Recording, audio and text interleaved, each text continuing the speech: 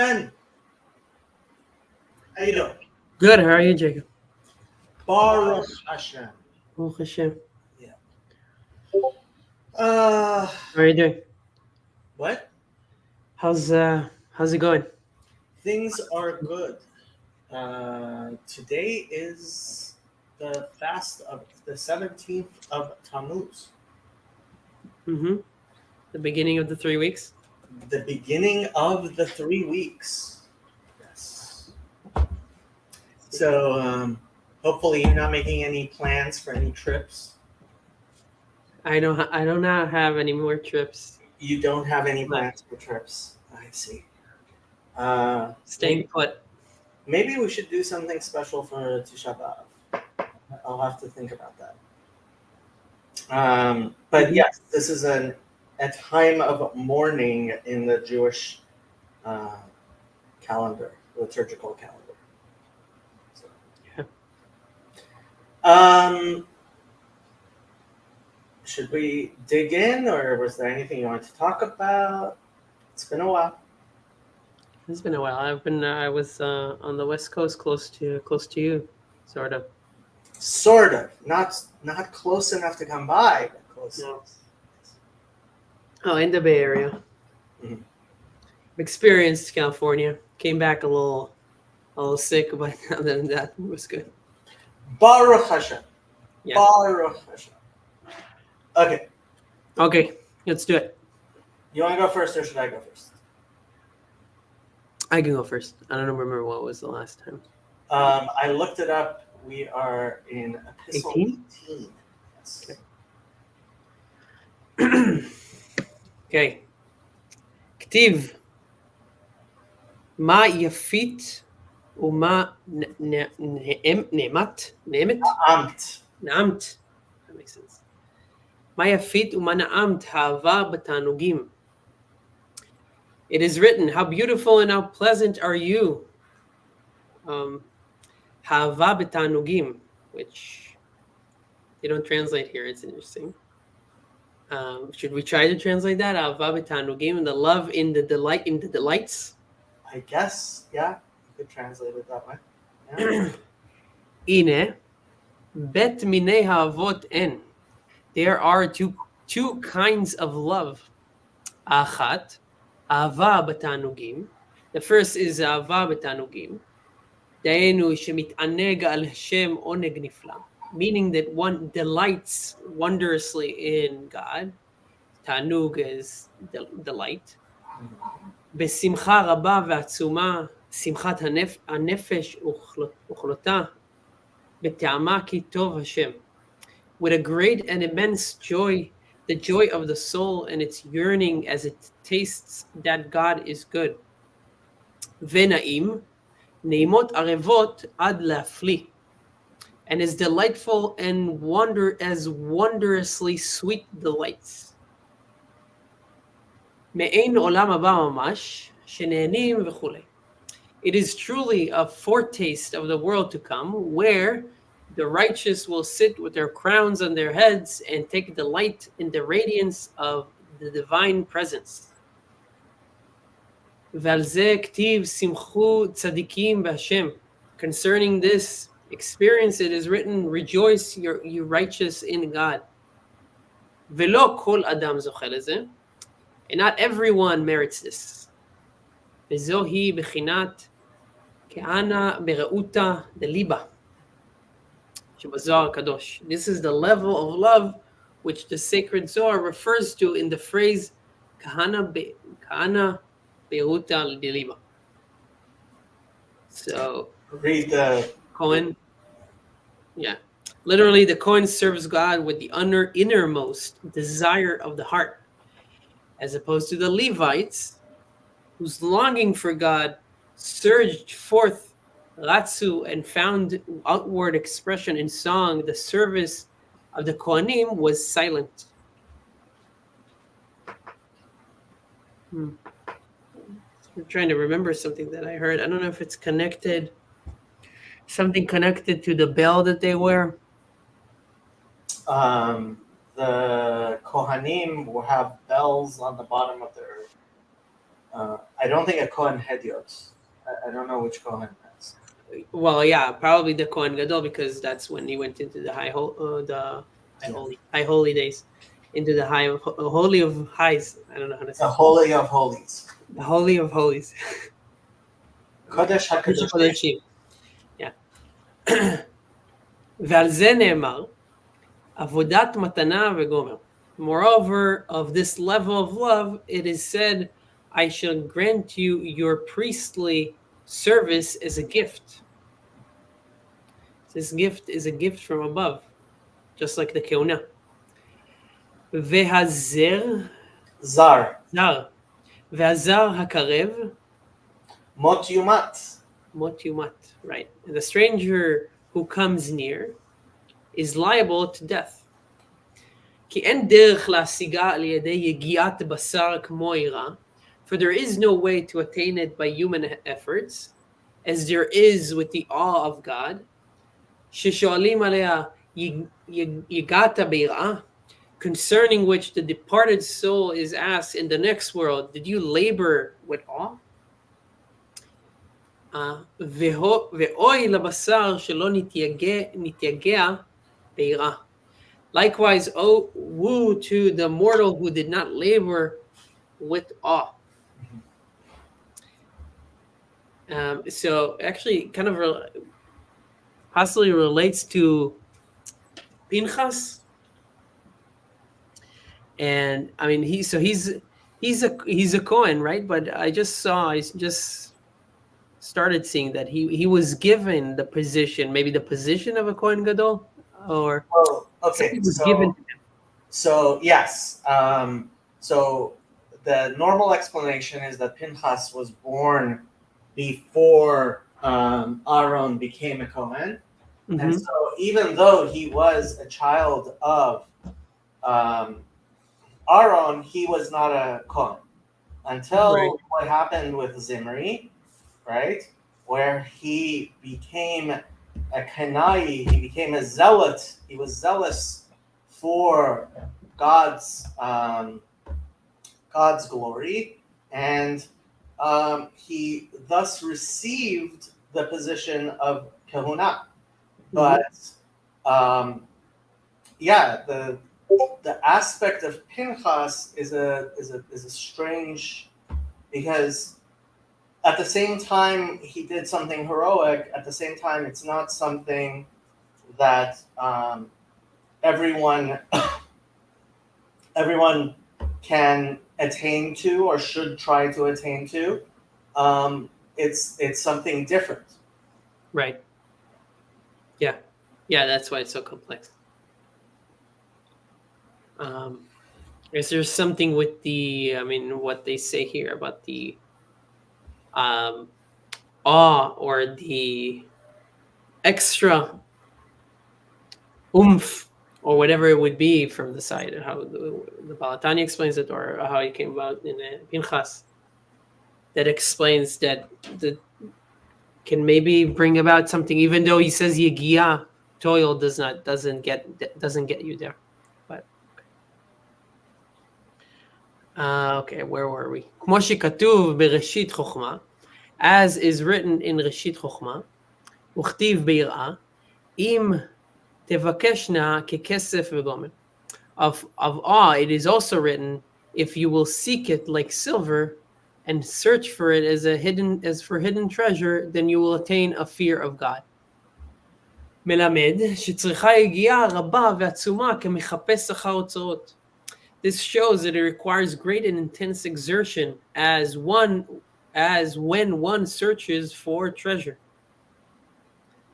אבל אהבה רבה זו, אהבה בתענוגים, נופלת לאדם מעליה מלמעלה בלי שיכין ויכוון לה. By contrast, this great love, the love that we're talking about, אהבה בתענוגים, the love and the delights, comes upon a man by itself, from above, without his preparing and intending himself for it. אך ורק אחר שנתייגע ביראת הרוממות.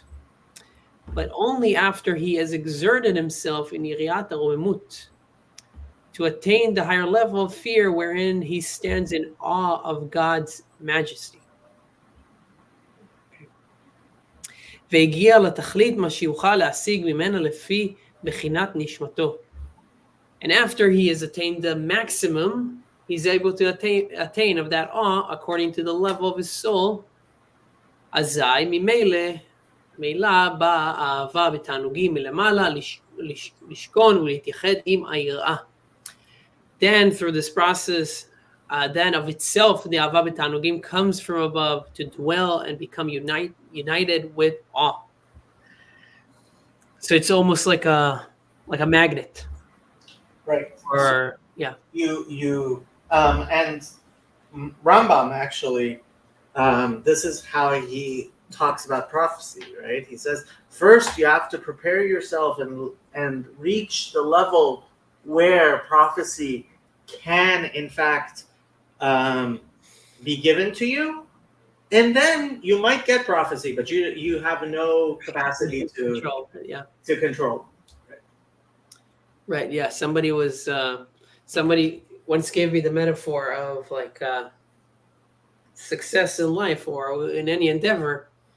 Sometimes it's more like waiting for the bus than anything else. But you need to be at the station, and people that find the station and go there multiple times have better chances of actually getting the bus. But it's you don't know if you're gonna get to a place, and then from there on, it's up to the bus. Right. Another way of putting it is you have to prepare the vessels. Right. You prepare the vessels, and then you hope for it to rain. Right. Yeah.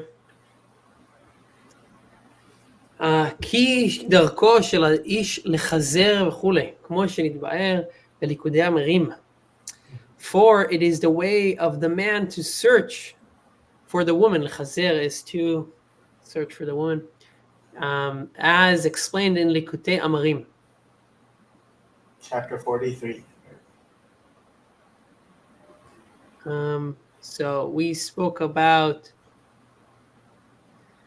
the higher, what they call the higher category in the love of God, called the Ahava B'Tanugim. Now we're going to talk about the second kind of love. אהבה זוטה. והשנית היא אהבה ותאווה. תאווה, שהנפש מתאווה ואוהבת וחפצה לדבקה בה, בהשם. The second category is a love and desire in which the soul desires, loves, and wishes to cleave to God. לצרור בצרור החיים, to be bound up in the bond of life. וקרבת אלוקים טוב לה מאוד, ובו תחפוץ. Proximity to God is very dear to her, to the soul, and that is what she desires. ורע לה מאוד להתרחק ממנו יתברך חס ושלום. It is most grievous. It is most grievous unto her to become heaven forfend, the distance from him, blessed be he. להיות מחיצה של ברזל מהחיצונים מפסקת חס ושלום. By having an iron partition of the chitzonim, the forces of the klipa and unholiness, separate the soul from God. God forbid. והאהבה זו היא מוסתרת בלב כלל ישראל אפילו ברשעים. וממנה באה להם החרטה. This love is latent in the heart of all Jews, even in the wicked. And from this latent love derives their remorse. Yeah. So like Verveki likes to point out, when if you don't know what you're searching for, how is it that you can have a eureka moment and say, I found it, right? Right. You have to have an idea of what it is in order to, and in a similar manner, right? In order for the wicked to have remorse, right? There has to be a latent recognition of God and the love of God, Right, I'll know it when I see it. Yeah. Sort of. Hmm. Yeah, it's always been fascinating to me to think about, when you have, for example, a cat that grows up in a house, like their whole a kitten grows up in a house, was born in a house, let's say, and is just in the house. But when they say, and I'm pretty sure this is true, but anecdotally I know this, but when they see a snake, They they would stop react. talking. Yeah. Yeah. So obviously, I mean, you can explain this in terms of patterns, but where are those patterns reside? I think the conversation with Michael Levine kind of touches on that. You remember those conversations with the Oh, guy with the oh, the xenobots? Xenobots. Yeah. Yeah. I mean, There's a the, lot of magic data that's unclear where it resides. right. I mean, this gets into the whole thing with me and psychology and the feeling I have that like we we've we've gotten into this Cartesian dichotomy where we have this secret sacred self, this uh, Hmm. mind which is unconnected to your physical body, which is just ridiculous. I don't think I don't think you can separate things that much, and um, it's part of yeah. Do you Uh, think it's just that? Do you think it's just that, or is there something with like scope creep too, what do you mean? or concept creep? I'm using terms from concept creep. What I know the word concept creep, but what do you mean? Meaning that, okay, now we have a concept of psychology, and the psychology talks about the concept of personality, or Mhm. uh, and then let's choose personality, and then that becomes a umbrella term for lots of different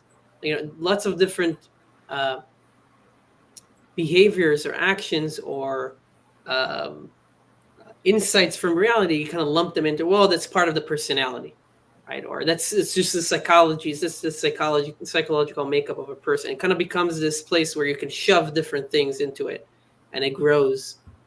Even though you might need different terms for different things. Well, I mean, to talk about what a lot of people are talking about right now because of the Jordan Peterson interview with Elon Musk. Um, we have come to believe that there can be something called gender that is divorced from sex.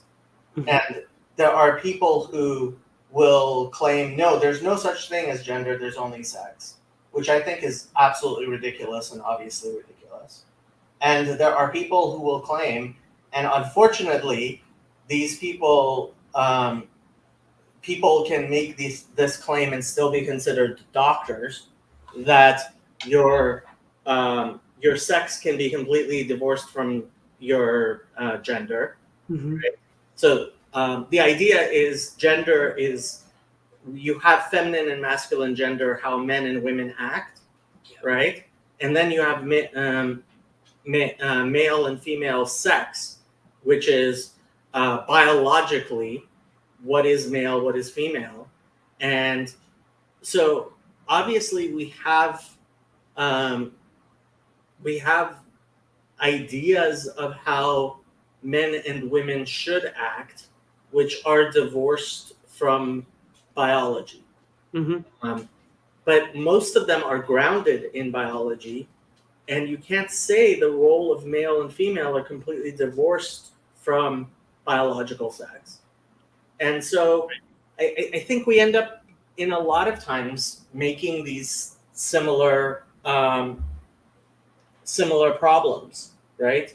Um, I don't even know how we ended up talking about this, but but when you talk about psychology, I think way too many people see psychology as something that is either completely divorced or completely congruent to your physical biology, and it's like, no, it is something that is somewhat separate, but it's related, and we don't seem to be able to hold that level of nuance. Right, right. And I think that kind of touches on. I think that kind of touches on. Oh, we were talking about the cats that are that jump at. Right. Yeah. So I think this kind of relates to damn, I forgot the law of the excluded middle, maybe in a sense. Right. I would just remember that, like in the book club that we had eons ago, about Rabbi Sachs. He just explained it briefly, even though you can go very deep on that, in terms of how it's hard for people to hold different ideas or different interpretations, even though interpretations makes it a little kind of flexible, but different interpretation at the same time. And how in Judaism specifically, that's a tool that is used very, like, it's a very important tool to have to understand reality and interact with it. So maybe that's part of the struggle with saying nuance is Jewish dialectic, and I refer people to halachic man, is one which does not dissolve the thesis or antithesis into the synthesis, but retains the thesis and antithesis, which I think a lot of time people are seeking for a synthesis. They're seeking for one thing. And they don't want to live with the conflicts that is inherent to life. Right. I mean, yeah, it's interesting. I mean, that's what's so fascinating. That was so interesting to me about getting to understand, like, the written law and the oral law, because it's just like that, and it helps you. Yeah, it's like the enabling constraints too. Like it helps, like you're within you feel like you're both within a system, but you are able to swim in it. Yeah. But that's not comfortable because you need to know how to swim. Correct. Okay, weiter. אך מפני שהיא מוסתרת ונעלמה בבחינת גלות בגוף, הרי הקליפה יכולה לשלוט עליה. However, because it is latent and concealed, so this is talking about the lower level of love, the avaz usuta. Sorry? In evildoers, right? In Rishon. In evildoers? Okay, yeah. In a state, so within them, it is in a state of exile in the body. It is possible at that point for the klipa to dominate it. V'zehu ruach shtut amachti l'adam. And this is the spirit of folly, which causes a man to sin. ועל כן עבודת האדם לקונו היא להתחזק ולהתגבר על הקליפה בכל מכל כל. Therefore, a man's service to his maker consists of strengthening himself and prevailing over the klipa in all its manifestations. דהיינו, מתחילה לגרשה מהגוף לגמרי. That is, first to expel it completely from the body, so that it doesn't have any dominion over him. ממחשבה, דיבור ומעשה שבמוח ולשון ורמ"ח איברים. Expelling the klipa from the faculties of thought, speech, and action that are in the brain, the tongue, and the 248 organs. ואחר כך, יוכל גם כן להוציא ממסגר אסיר בחוזק יד. After that, he will also be able to bring out the captive from prison with a strong hand.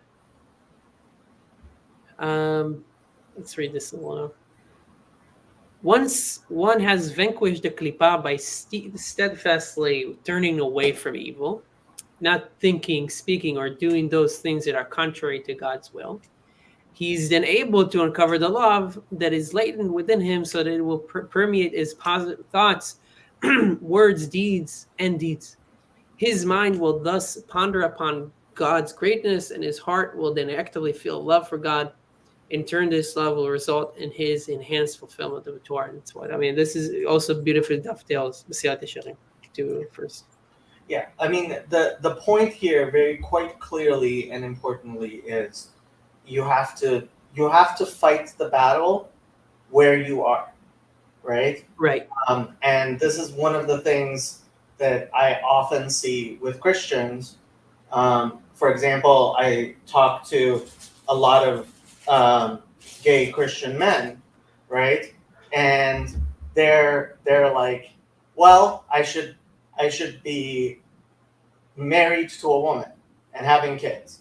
And it's like, yeah, I agree, but right now, you spend your nights doing things that you are far, far beyond simply not, you know, Mm-hmm. being chaste, and maybe you should start by like worrying about like the level where you're holding at as Right. opposed to the ideal where you're hoping to get to.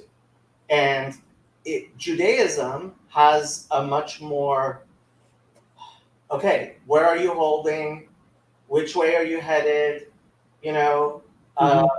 type thing. Whereas I think when you come from especially the Protestant point of view, um, like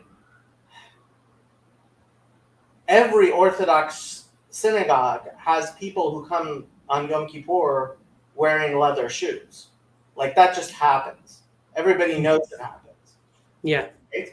Or and certainly driving, right?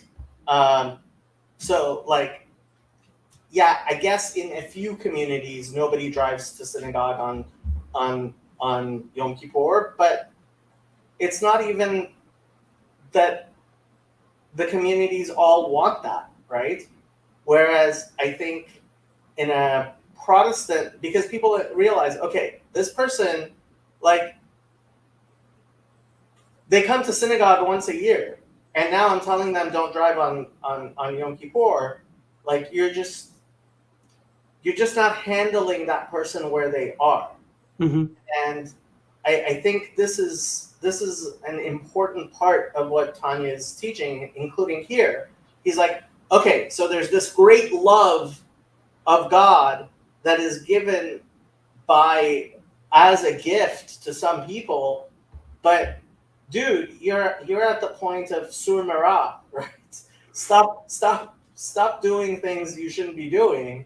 Right. Then we'll talk, and then we can talk about like the passionate love of God you should have, right?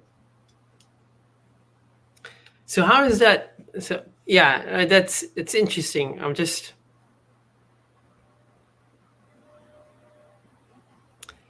um,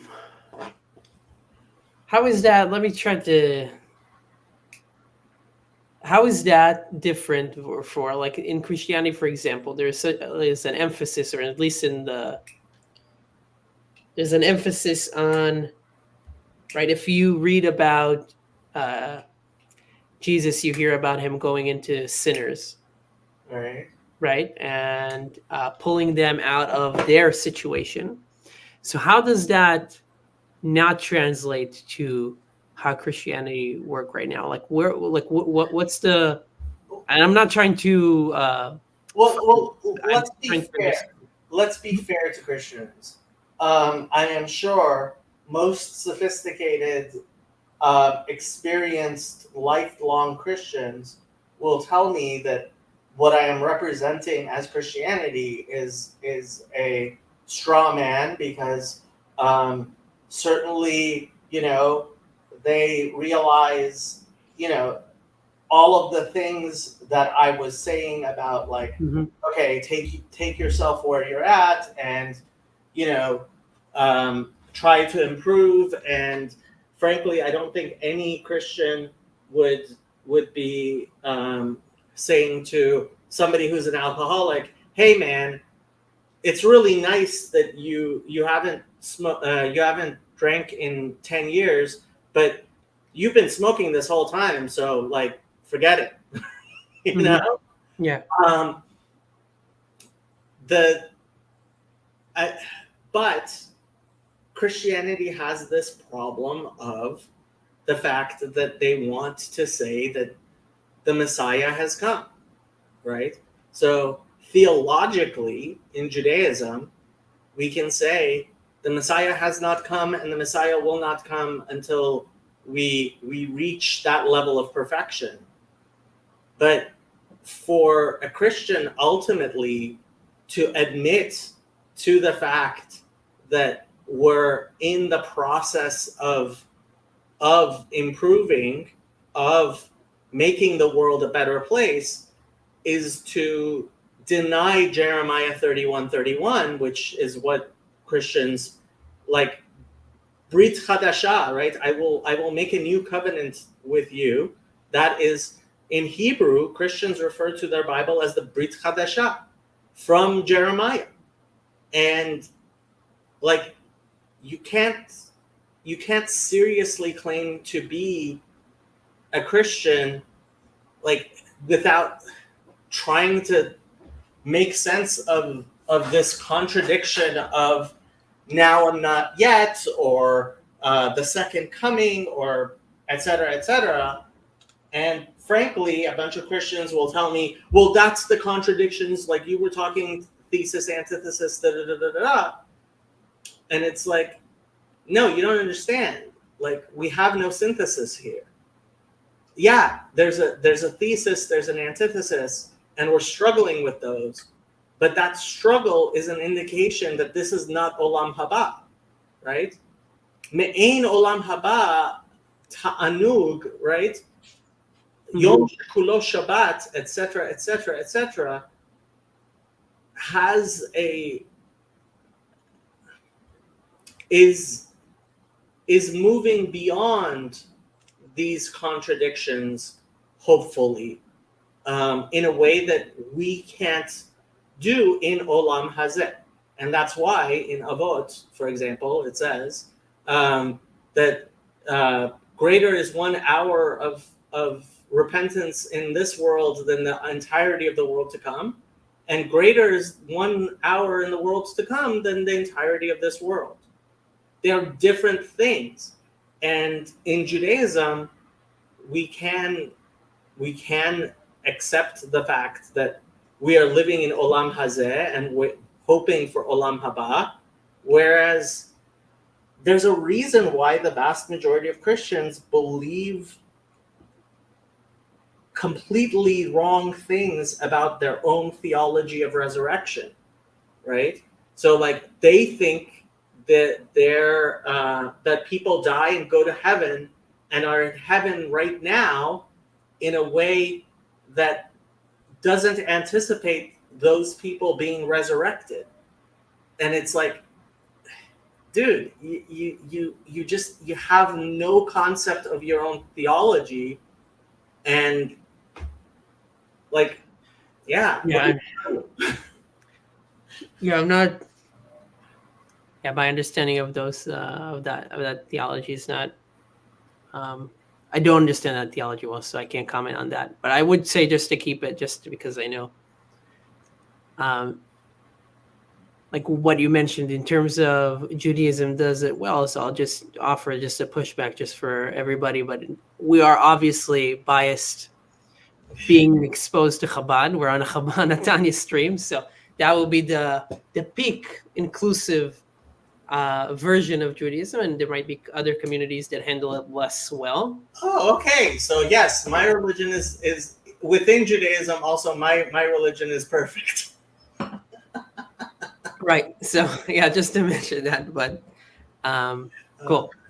Although I have to say, I mean, Yeah. when it comes down to it, this difference between the laity and the sophisticated, look, there's a difference between a sophisticated Christian and your average Christian out in the street. Mm-hmm. There's a difference between a sophisticated and committed and lifelong Jew and somebody who doesn't know their Judaism very well. Right. I dare say that a Litvak who knows their Nefesh HaChaim very well has a much better grasp and understanding of what the Alter Rebbe is saying here than somebody who maybe grew up in Chabad, maybe even ended up memorizing Tanya, but doesn't understand it at all, right? Mm-hmm. What the Talmud refers to as chamor noses svarim, Right. a jackass carrying books. Right. Achitopel and the other guy. I don't know how to say. Where was I reading this? Oh, in Psalms. Hmm. Okay. Okay, weiter. Weiter. דיינו, להיות חזק ואמיץ ליבו בגיבורים. That is, he will be strong and his heart courageous among the valiant. So this happens to somebody that is, correct me if I'm wrong, is banished his klipa and is started to is now ready to bring in the latent love within him. להיות האהבה מסותרת נגלית בגילוי רב בכל כוחות חלקי הנפש שבגוף. So that the hidden love will become abundantly revealed in all the powers of the soul's components in his body. דהיינו העיקר בשכל ובמחשבה שבמוח. Mainly in the mind and in the faculty of thought in the brain. שהשכל יחשוב ויתבונן תמיד כפי שכלו והשכלתו בבורא יתברך. So that corresponding to its intellect and understanding, the mind will constantly think and contemplate on the blessed Creator. איך שהוא חיי החיים בכלל וחיי נשמתו בפרט. How he is the fountainhead of life in general and of the life of his own soul, the person's soul in particular. ועל כן, יחשוף ויתאווה להיות דבוק בו וקרוב אליו כוסף טבעי. Consequently, he will yearn and desire to be attached to him and near to him with an innate yearning. Kosef, that's an interesting term for yearning. Yeah, so it's used in Psalms that way. I don't think modern Hebrew uses it that way. Interesting. Yeah, okay, yeah. I don't know if it's related to kesef in any way. It is. Nichsof nichsafti, right? Yedid nefesh avarachama. I know Yedid Nefesh, I know, but I don't know. So there's a verse, Nichsof nichsafti. It comes from blanch to become white, right?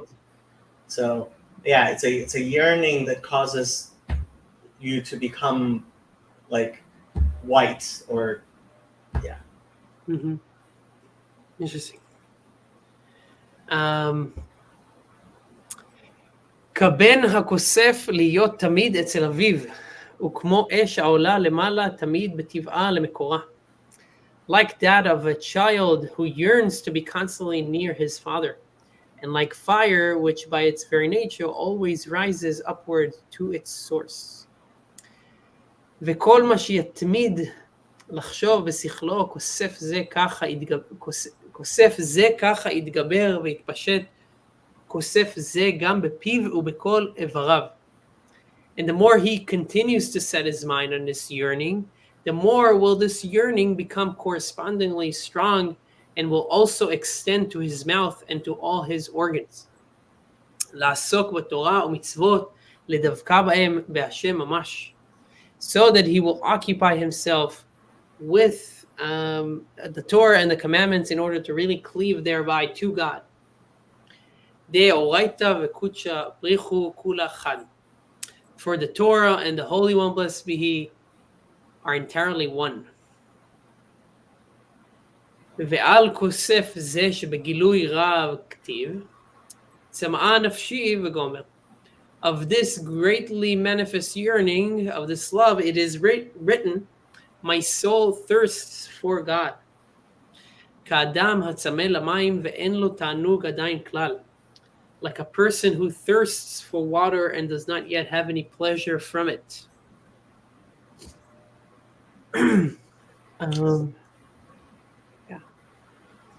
וגם על זה כוסף זה ואהבה זו המוסתרת בנו, אנו מעתירים להשם להיות בעזרנו להוציאה ממסגר.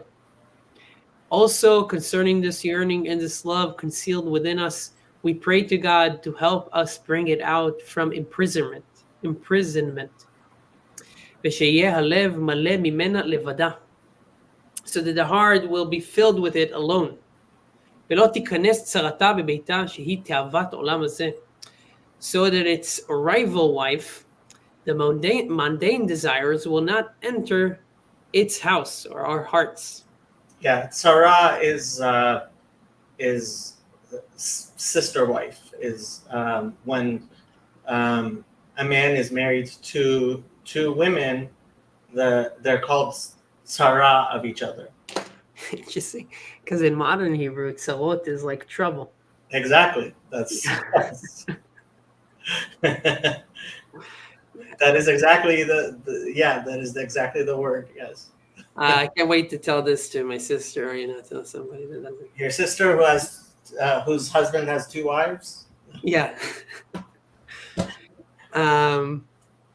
רק שתהיה היא עקרת הבית, למשול בצרתה ולגרשה החוצה ממחשבה, דיבור ומעשה על כל פנים. Rather, this yearning and love should be the sole mistress of the house, to rule over her rival wife and to expel her at least from one's thought, speech, and action. הגם שלא יוכל לשלחה לגמרי מליבו, though one cannot expel her altogether from one's heart. על כל פנים, תהיה היא מוסתרת בבחינת גלות ועבדות לעקרת הבית גבירתה. She should at least be hidden in a state of exile and servitude to the mistress of the house, to the love of God. Right, so we're talking about the klipa on one hand being the rival wife, and the mundane desires, and the love being the mistress of the house, I mean, not the mundane desires, the desire for godliness, like it being, is what should be ruling over you, but it doesn't at all ways. The mundane desires are the sister wife that should. Mm-hmm. Yeah.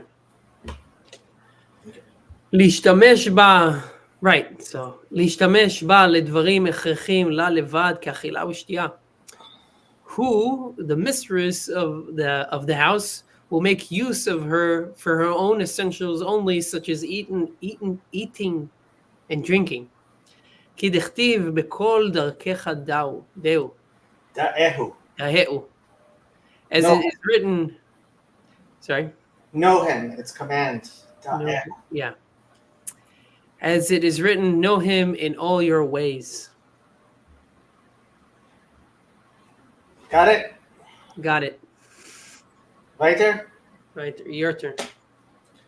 Or Kesalma, one of Jess's favorite psalms. He wraps himself with light as a garment. הנה בליקוטי תורה של האריזל, פרשת כי תישא ופרשת ויקרא כתב.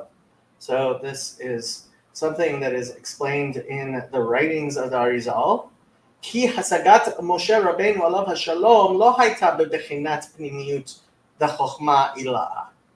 Right? Something is written which people find absolutely incomprehensible, which is that Moses himself did not have a level of understanding of God which reached to the inner aspects of חוכמה עילאה, supernal חוכמה.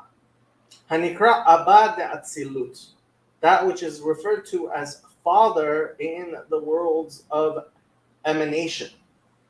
And this is the highest of the sfirot. And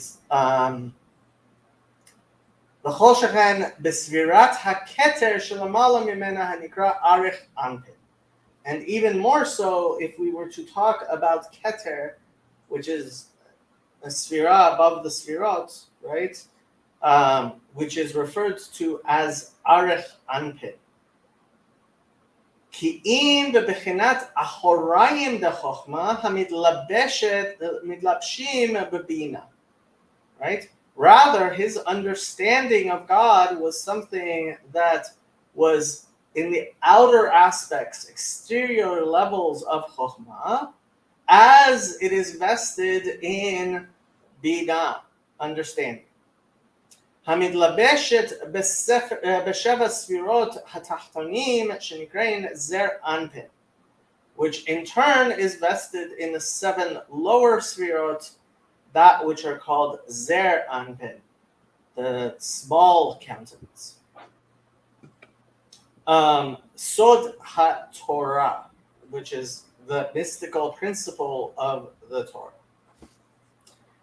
ומתפשטת עד סוף 4 ספירות התחתונים שהן נצח, הוד, יסוד, מלכות. Moreover, supernal chokhmah extends to the end of the 4 lowest sfirot, netzach, hod, yesod, and malchut. ושם הייתה השגת נבואתו בבחינת פנימיות, דהיינו מבחינת פנימיות דנצח, hod, yesod, malchut. And so Moses' prophecy was the inner aspect of the lower 4 sfirot. And obviously this sounds like you're saying Moses was not the greatest of prophets. How could you be saying such a thing? אבל למעלה מנצח, הוד, יסוד, מלכות לא הייתה לו שום השגה בפנימיות.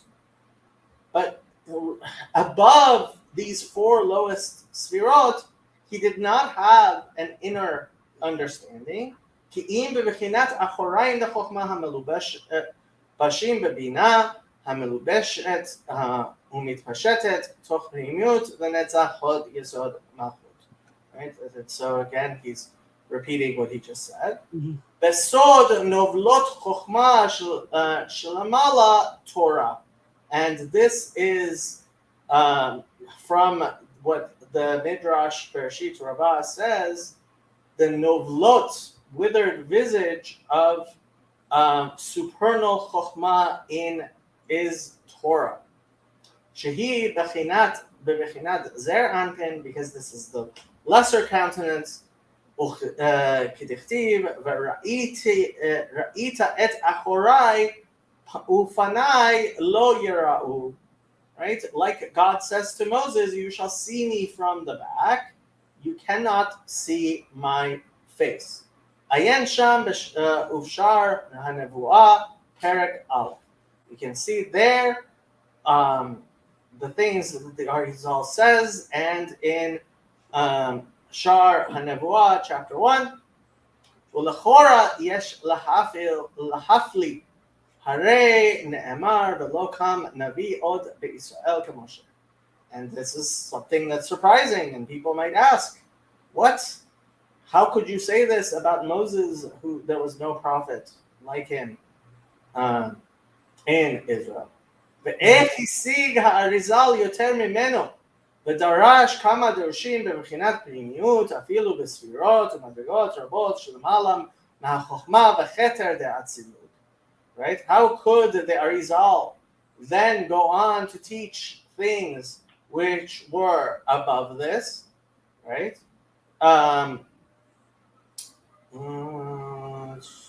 Okay.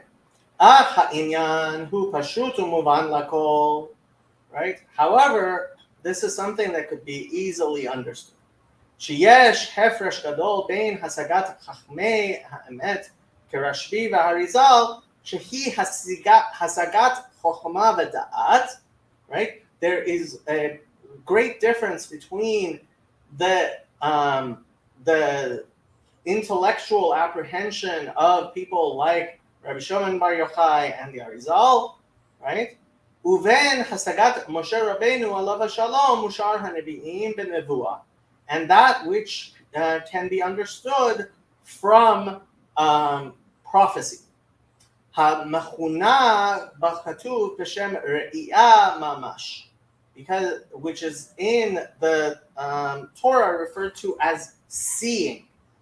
וראית את אחוריי ואראה את השם, right? You shall see my back and I shall see God. וירא עליו השם, and God appeared to him. ואף שזה דרך משל, ואינה ראיית עין בבשר וגשמי ממש, right? Even though this is something that is only allegorical, because obviously there's no fleshly eye that can see such things physically. מכל מקום, הנמשל צריך להיות דומה למשל. Still, when we talk about an analogy, there must be some sort of analog there that can be comprehended. וכתרגום וירא עליו השם ויתגלה לכולו, like the translation to the Aramaic says of God appeared to him, God was revealed to him, itgale, right? Shehu bechinat hitgalut, because that is something that is revealed. Shenigla elav hane'elam baruch hu bechinat hitgalut, because there was a revelation of godliness which is usually hidden in a way that it became manifest. Here we're talking about Abraham. Ma she'en ken ba'hasagat chachmei ha'emet. This is fundamentally different from that which the Kabbalists are capable of understanding. Shelo nigla elehem havaya bebechinat hitgalut, because this is not a revelation like when we talk about a prophet. רק שהם משיגים תעלומות חוכמה הנעלם, בנעלם, ומופלא מהם. Rather, they are able to apprehend secrets of wisdom in a manner which is hidden and removed from them. Right, so there's something about, he's saying that, or the original was saying that Moses only seeing Reya, vision, only captures the outside, the external of an object. So what he's saying is, when it comes to nevuah, honestly, it's not possible to go above the level of nehi, right? Netzach. Why? Because Moshe Rabbeinu lo kam, right? So in nevuah, it's really not possible to go past netzach of certainly atzilut. Mm-hmm. But when we talk about chokhmat hanistar, when we talk about somebody who's trying to understand the pnimiut, the inner aspect, obviously this is also a gift, but it's a different type of gift. That type of revelation, that type of gift, which is called wisdom, it's a chokhmah, right? Is something that can reach into the inner aspects of things which are beyond that which even Moses was able to achieve. Interesting. Okay. V'lachen amru chacham adif min navi. Therefore, it says in Baba Batra 12a, someone who is wise is even greater than someone who is a prophet. שיכול להשיג בחוכמתו למעלה ממדרגת שיוכלו לירד למטה בבחינת התגלות לנביאים במראה נבואתם. Because a person can ascend further, higher with wisdom than that which is of divinity that can descend down onto us in prophetic vision. כי לא יוכלו לרד ולהתגלות עליהם רק מדרגות התחתונים שהן נצח הוד יסוד ומלכות. Right? So only the four lowest sfirot, the highest of which being Netzach is the aspect of Moses, is at the most that can come down in prophecy. שהם הם היורדות תמיד ומתגלות משפיע למקבל בבחינת מוחין וחיות. For it is they that always descend and become revealed from the emanator to the recipient in the form of intellectual perception and creative life force. כידוע ליודעיכם, like the Kabbalists, which is not me, know, שהנצח הוד יסוד מלכות של העליון מתלבשים בתחתון להחיותו.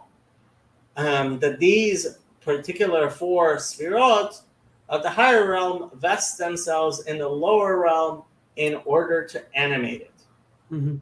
שהן הן כלי ההשפעה והורדת החיות מהעליונים לתחתונים בכל העולמות והמדרגות, because their job in all of the levels and the worlds is Netzach and Hod are referred to as legs, Yesod is Ot Brit Kodesh, and Malchut is the ground upon which we stand, right? They are those things which are of the lesser, of the lower worlds. ולכן גם כן הן המתגלות לנביאים בבחינת התגלות ממש. And that's why these particularly are the ones that are manifest themselves in prophecy.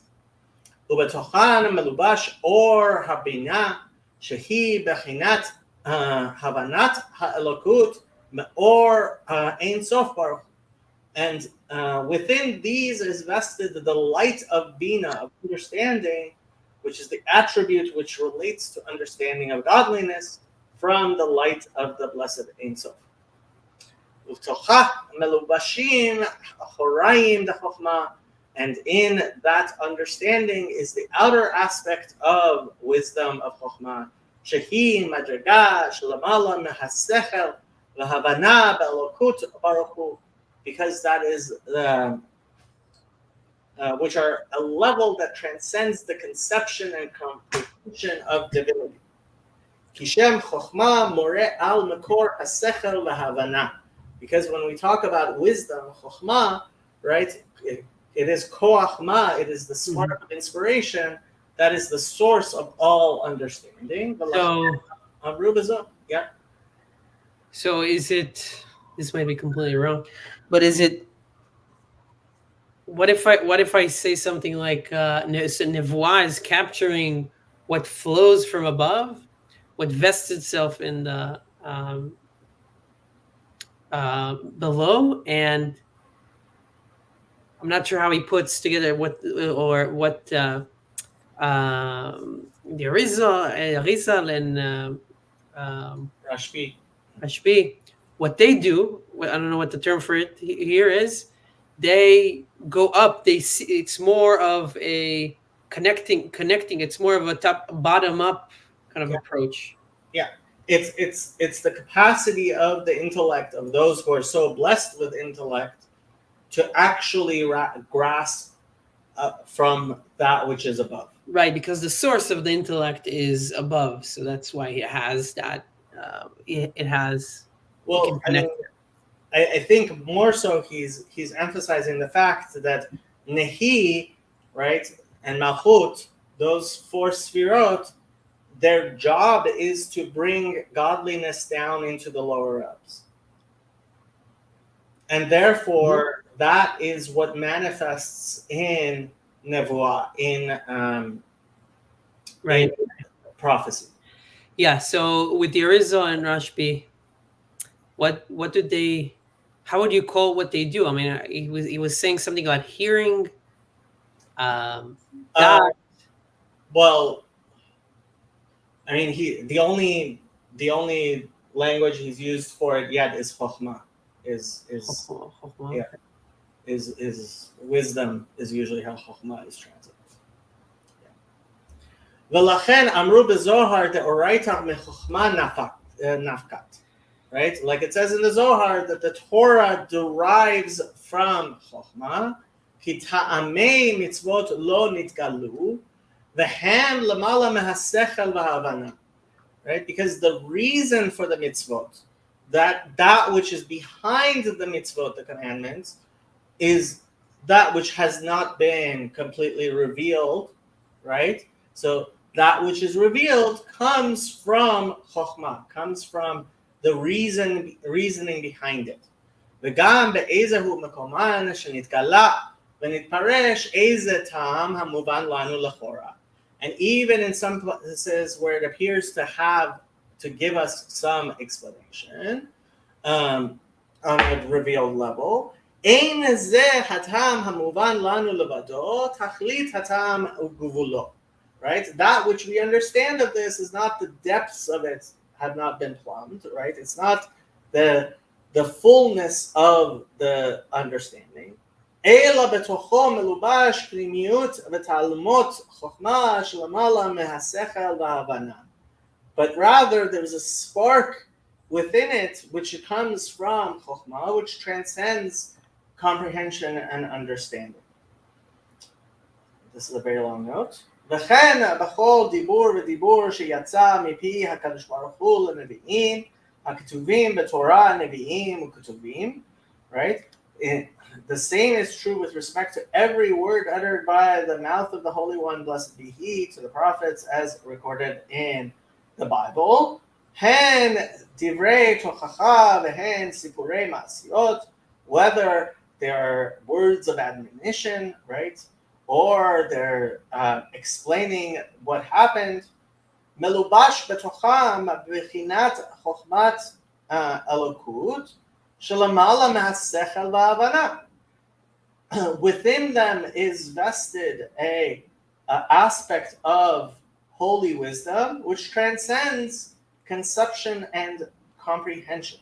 כנראה בחוש מעניין הקריא והכתיב.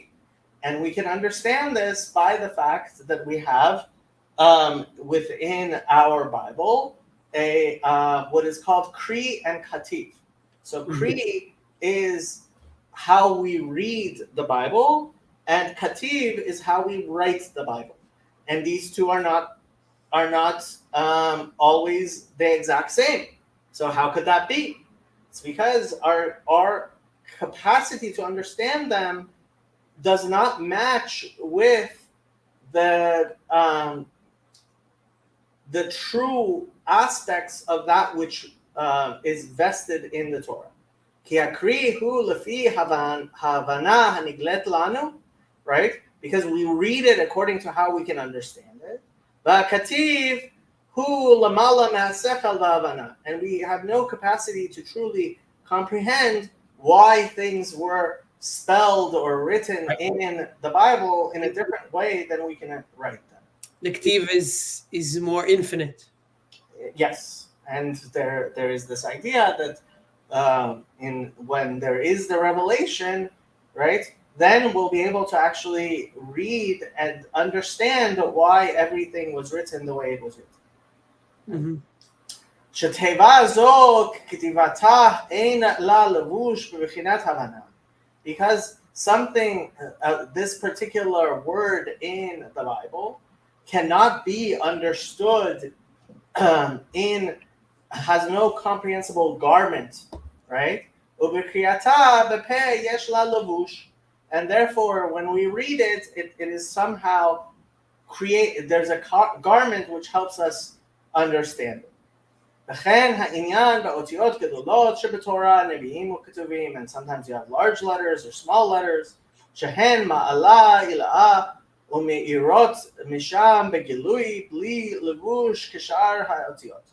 right? Because there's some sublime derivation that radiates there in a way that is different from what is with other words. Vehine. Bechinat Chochma Elokut Baruch Hu, Hamulveshet B'Taryag Mitzvot HaTorah, Nikret B'Shem Bechinat Achorayim the Chochma. Now, the aspect of the blessed divine Chokhmah that is vested in the 613 commandments of the Torah is referred to as the hindmost aspect of Chokhmah. The Alter Rebbe has previously said that Moses' prophetic comprehension of the sphere of Chokhmah consists merely of the Achorayim, hindmost aspect of Chokhmah. He then went on to say that the source of the Torah in Chokhmah, is the same, for it too transcends reason. The Alter Rebbe is now saying that even the Chokhmah vested in the 613 commandments is referred to as no more than the Achorayim, the outer aspects of Chokhmah. Ki kol Achorayim shebesfirot הן מדרגות החיצונות והתחתונות במעלה שבספירה זו. Right? So when we refer to the outer aspect, we're talking about that which is external and that which is lower of that particular sphere. מה שיוכלו לרד ולהתפשט למטה להתלבש בברואים להחיותם. That which is capable of descending and being vested into those things which are created. Ubechinat hapanim, right? When we speak about the face or the inner aspect, he hasfira atzma hamiyuchedet b'ma'atzila ein sof baruch hu b'tachlit hayichud. But the inner aspect is that which is completely unified with the emanator, the Ein Sof Baruch Hu, in complete union. Kagon derech mashal. So we're going to give an example. This Sfirat Chochma shehi miyuchedet b'matzila Ein Sof Baruch Hu b'tachlit hayichud ki hakadosh Baruch Hu b'chochmato echad kemo shenitbarer la'al. Right. So we can explain about Chochma as it is according to its absolute unity with God Himself. ומה שמאיר ומתפשט מחוכמתו יתברך למטה בבחינת בתחתונים שהן בעלי גבול ותכלית. And then we can talk about wisdom as it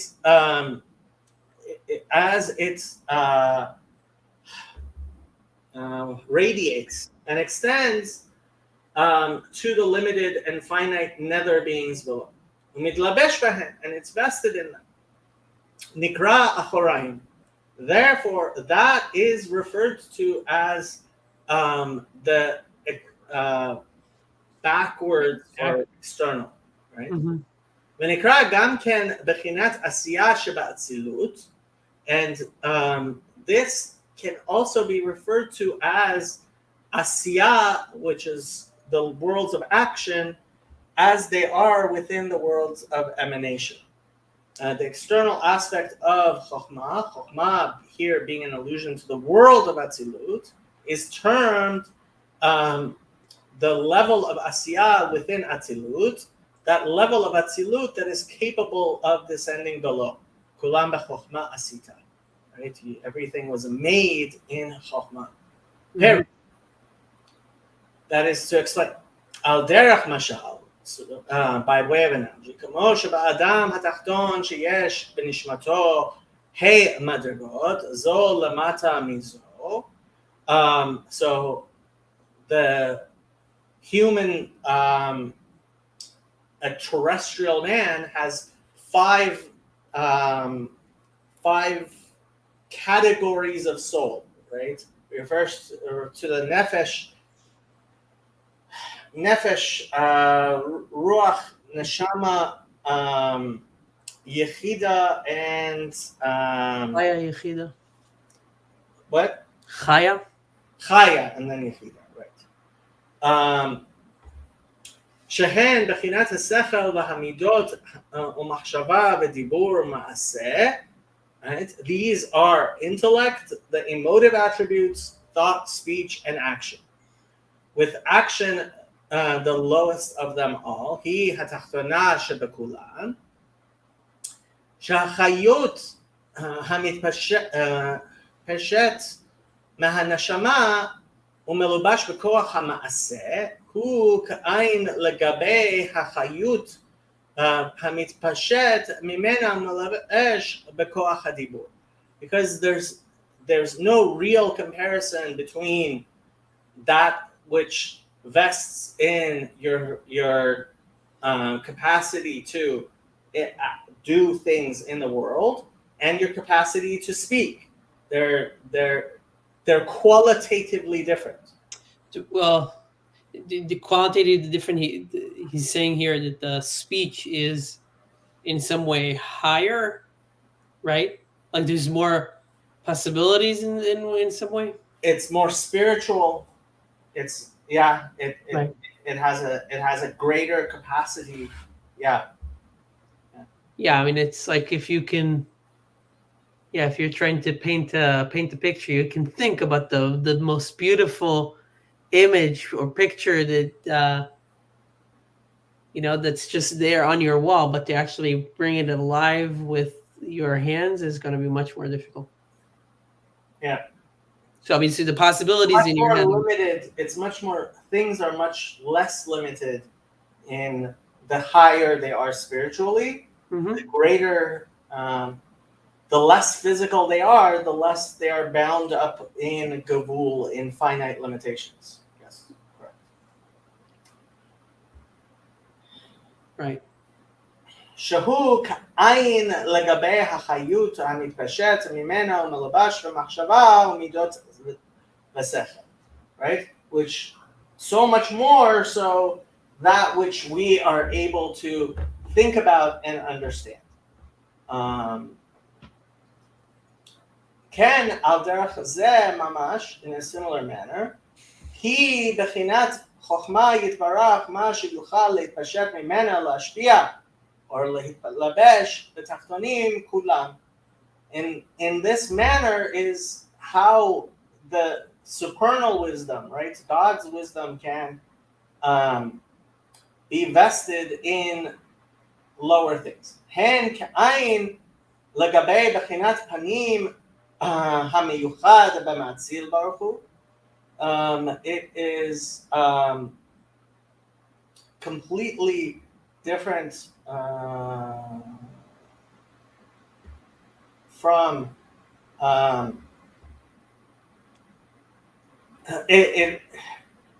just in a similar manner, the inner aspect of Chokhmah is very different from the outer aspect of Chokhmah when we talk about God.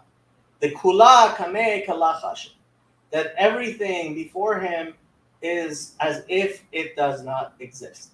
Different meaning like what we said, it's qualitatively different. Yeah. Mm-hmm.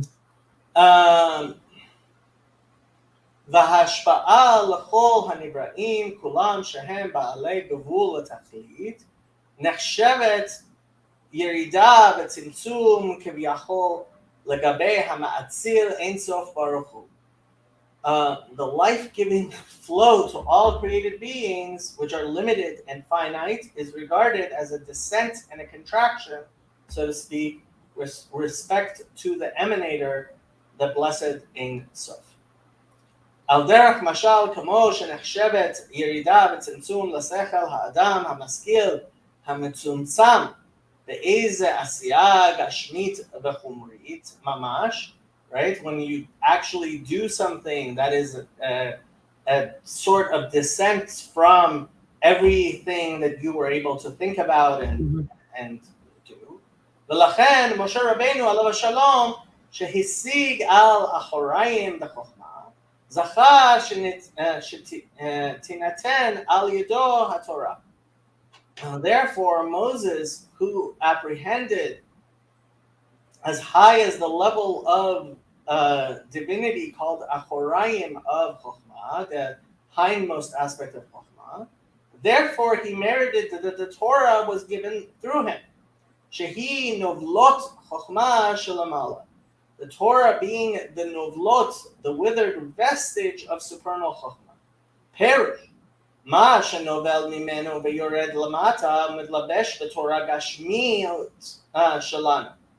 Right? So it's that which was able to descend all the way down to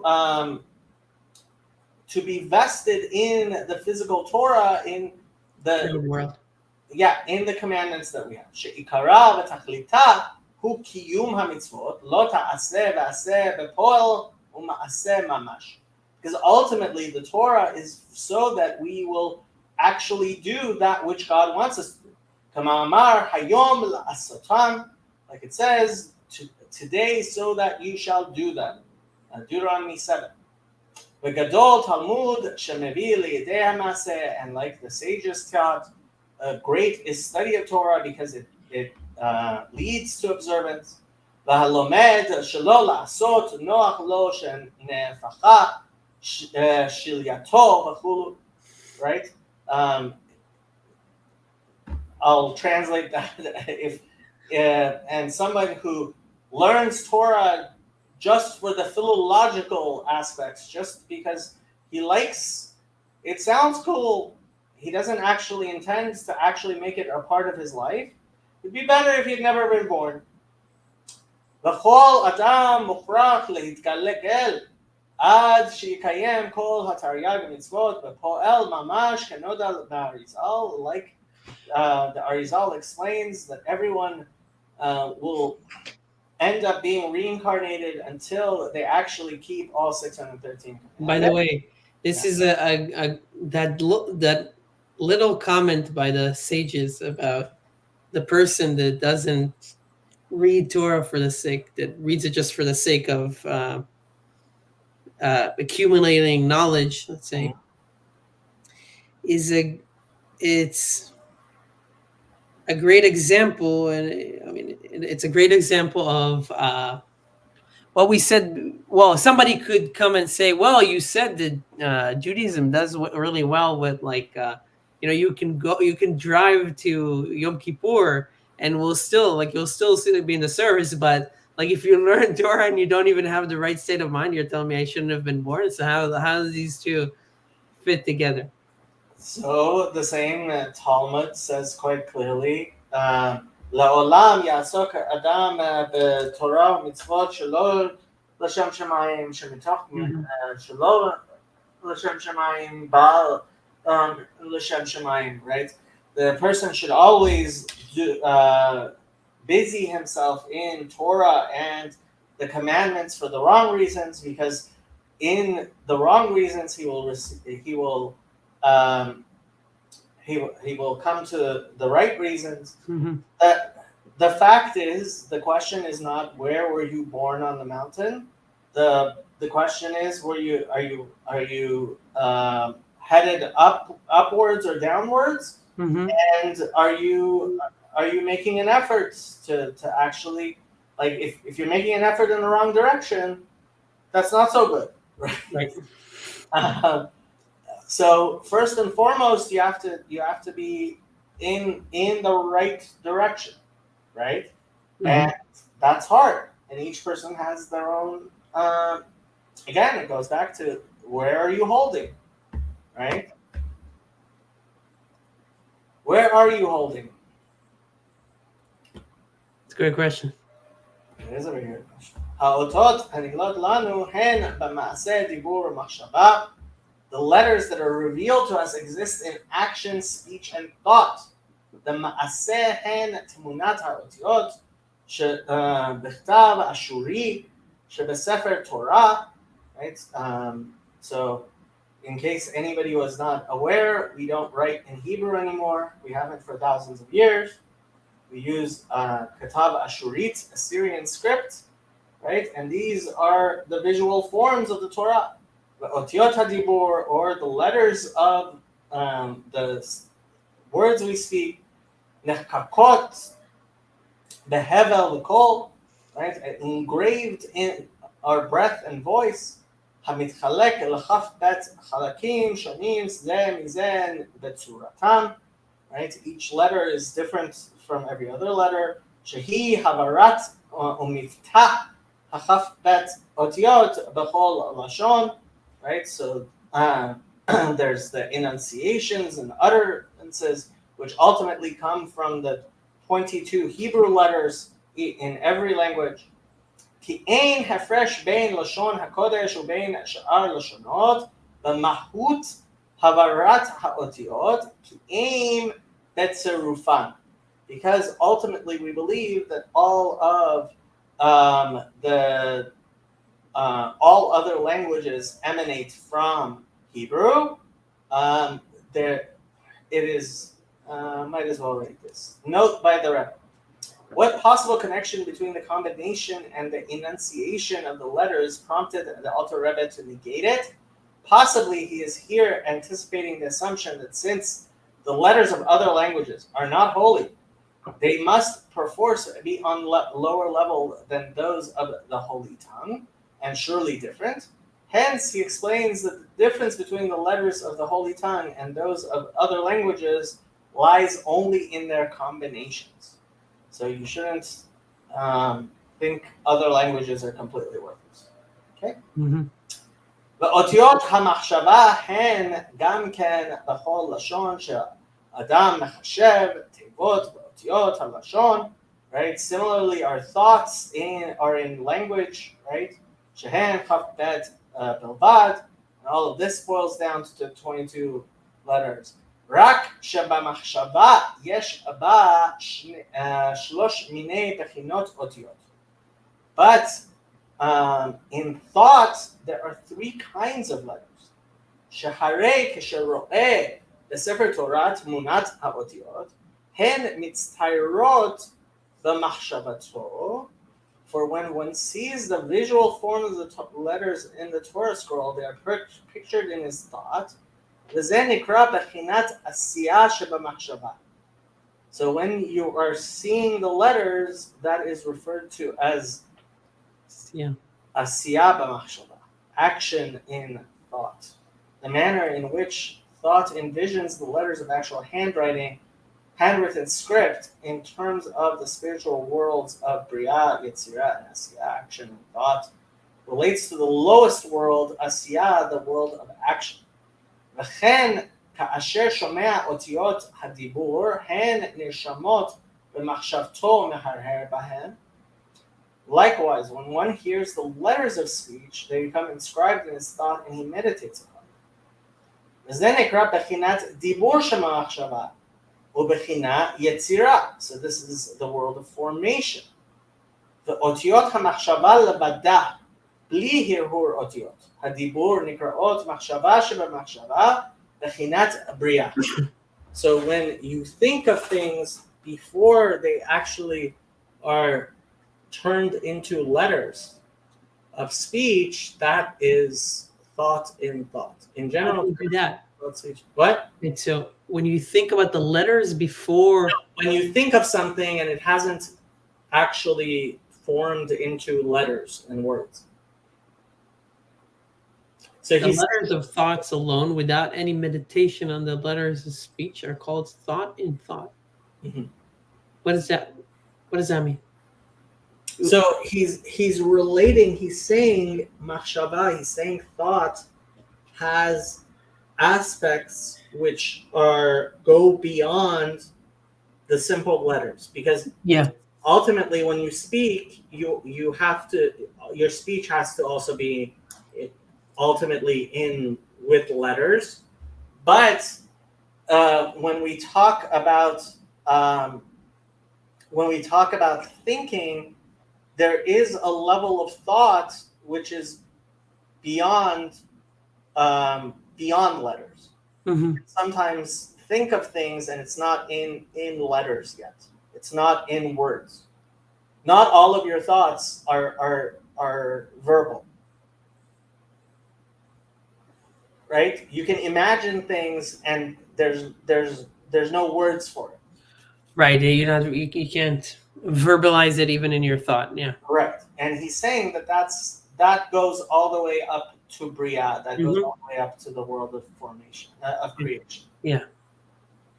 והנה אותיות הדיבור ממש, הן מתהוות ומקבלות חיותן מאותיות אלו עצמן שבמחשבה. Now the letters of actual speech come into being and receive their life force from those very same letters that are in thought.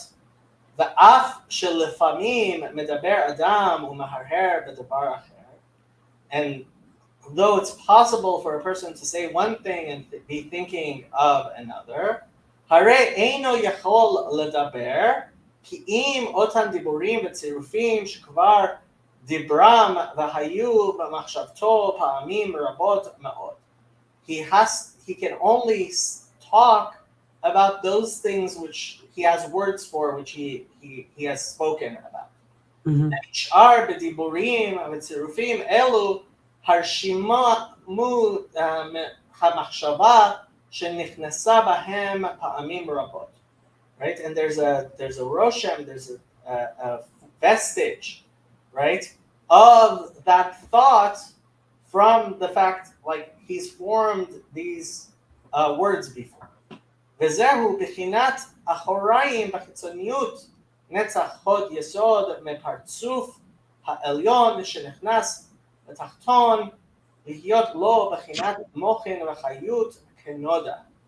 And this, in terms of the Sfirot, is the hindmost aspect of the externality of Netzach Hod Yesod, of the visage of the higher realm that enters into the lower one, serving it as the intellective faculty of mochen, brains, and life force as is known to people, not me.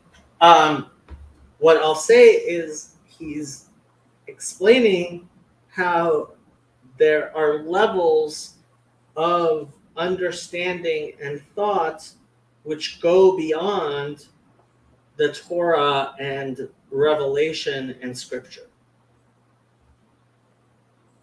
Yeah. So he doesn't believe in sola scriptura. That makes sense with kind of my very brief understanding of, I think we mentioned this in the past, of the Kabbalist connecting the highest, the Atzilut, I guess, with the Gemara, with the dialectic about the written law. So not only not the written law, not the oral law itself, not even the oral law itself, but the dialectic about it, something like that. So meaning so there, there's an abstraction that happens, and in some way, the abstraction is higher than the instantiation. Right. Yes. That there are things which go beyond godliness as it is vested in the physical world. Right. So this is an epistle, right? This is the still letter. One of the Igrot, right? This is I just wonder what question did he receive that he needed that this was an answer to? It doesn't necessarily have to be a question. Like, these aren't responsa. So right. The difference between a responsum and an epistle is a letter which is then circulated by people, right? And responsa, I mean, are responses to questions, right? Shelot utshuvot, right? Mm-hmm. Epistles are letters which were written, which were then publicized and passed around, and they became popular. Now, is it possible that this was something that was written to a particular person or to a congregation? Yes. It's something that he wrote, which then people started passing around and copying. Yeah. Okay. Interesting. And especially towards the end of Igrot Kodesh, a lot of times he's answering general questions that the opponents of Hasidism were posing to Hasidim, and the Hasidim would then